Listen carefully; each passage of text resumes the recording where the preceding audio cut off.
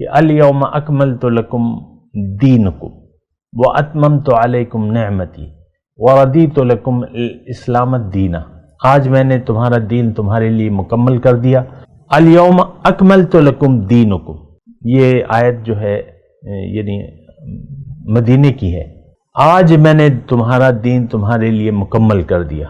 واتممت علیکم نعمتی، اب دین مکمل ہونے کا مطلب کیا ہے کہ جو رضا الہی ہے وہ ساری اللہ تعالیٰ نے قرآن میں بیان فرما دی۔ قرآن ایک مکمل ضابطۂ حیات ہے۔ مجھے افسوس ہے کہ میں زیادہ بلیغ انداز میں آپ کو یہ بات نہیں بتا رہا، لیکن ٹوٹا پھوٹا جو کلام ہے اسی پہ آپ ذرا توجہ دیں تو انشاءاللہ بات آپ کی سمجھ میں آ جائے گی۔ الیوم، آج، اکملت لکم دینکم، تمہارا دین میں نے تمہارے لیے مکمل کر دیا۔ واتممت علیکم نعمتی، اور تم پر اپنی نعمتیں تمام کر دی۔